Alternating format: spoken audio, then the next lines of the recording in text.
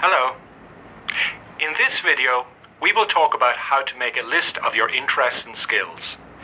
Then we will talk about 3 types of skills: things you do, things you know, and ways you act.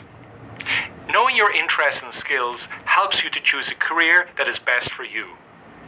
Let's begin with a definition of interests and skills. Interests are subjects, ideas, or things you want to know more about. Interests can also be an activity or hobby that you enjoy doing in your free time. For example, if you like to play computer games, cook, or read books, you could say those are interests or hobbies. What are your interests or hobbies? Write 2 lists on 1 page. The left side with subjects or things that you like learning about, and the right side a list of things that you enjoy doing. When making these lists, think about yourself as a person, not just a worker. Let's look at this with an example job seeker, John. One of his interests is reading internet news articles about computer programming. He should write that in the left side of the paper. John also enjoys playing online computer games, so he should put that on the right side of the paper. When you write all of the things that you are interested in, you may notice that they are related or connected in some way. Many career coaches say that knowing your interests or hobbies often helps you to identify your skills.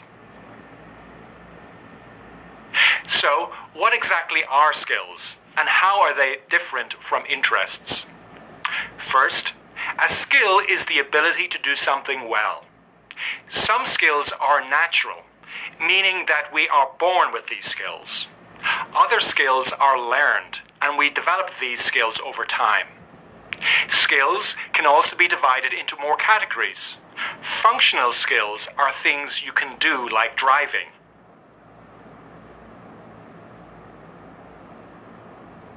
Subject skills are things you know, for example, Japanese history.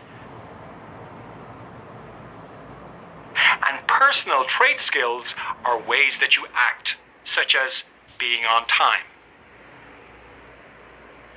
For example, let's look at John's skills. We know that John likes to read about computer programming and play online computer games.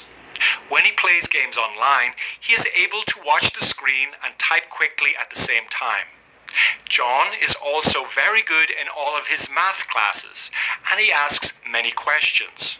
So we can say that he has strong math skills and he is curious. Using this example, we can see that John has functional skills, typing quickly, subject skills, math, and personal trait skills, curiosity. Now that John knows his interests and skills, he might begin looking for jobs that are related to technology or computer programming. Like John, once other job seekers identify their interests and skills, they are more likely to choose a job or career path that is best for them. Let's review what we've learned about interests and skills. Interests are things we want to know about or activities that we like. Skills are the ability, natural or learned, to do things well. Our skills are often divided by functional skills, things you do, subject skills, things you know, and personal trait skills, ways that you act. Next, you will read more about these types of skills in the reading, What You Offer the World.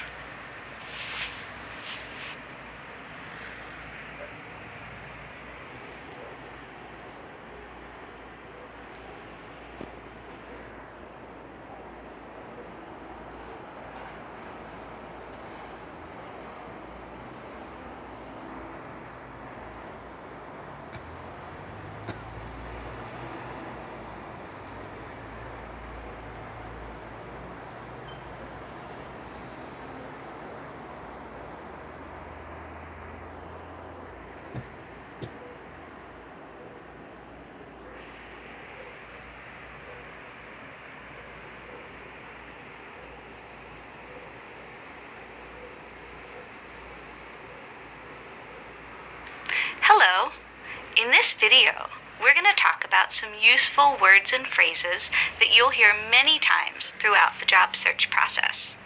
We will organize these words into 3 categories: things, actions, and people. Let's begin with some important definitions of things or general concepts: occupation and career. An occupation is like a job because both are very specific. For example, being a waiter is a job or occupation. If Tom works as a waiter, a bartender, and a restaurant manager over 20 years, he can say that he has a career in the restaurant industry. An occupation is a person's work as a way to earn money. A career is an occupation or profession that requires special training and continues over a long period of time. Here's another example. Yuki has worked for the clothing company Uniqlo for 10 years. She began her career in the fashion industry with different occupations. First as a sales clerk, then as a store manager. Now she works at the company's main office as a fashion designer. Let's look at 2 more definitions of things. Employment is a general term for the activity that people do to make money. When someone asks you about your employment history, focus on work for which you were paid money. A job application is a written request for employment, usually a specific document to be completed. In the job search process, there are some actions or verbs that are very important. Let's look at 5 of these. The first is to search for a job. This means to look for work in a specific occupation.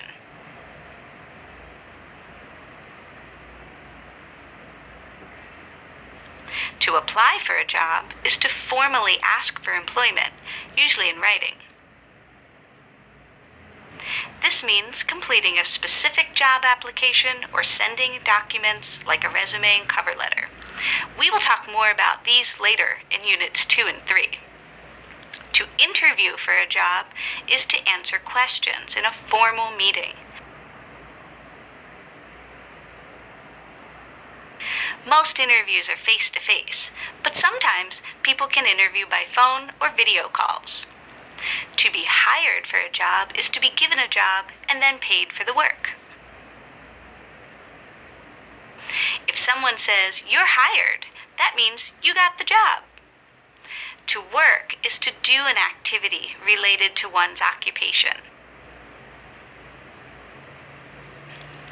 Now, let's move on to people. A job seeker is someone who is looking for a job.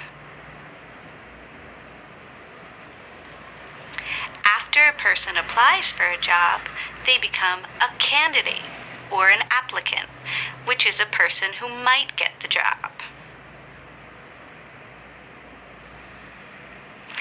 These next 2 words sound almost the same, but have very different meanings. Pay attention to the ending sounds of these 2 words: employer and employee. An employer is the person making the decision to give the applicant a job. The employer can be a specific person or can also be a company or organization. When a candidate is hired and begins working, he is then called an employee. Employee is a more formal word for worker. By now, you probably noticed that many of these new vocabulary words look similar, but they are actually different word forms, nouns, and verbs. One way to help remember all of these new words is to organize them into 3 categories. Things are nouns, actions are verbs, and people are nouns. Let's move on to a game where you can practice grouping the words into the correct category: things, actions, or people.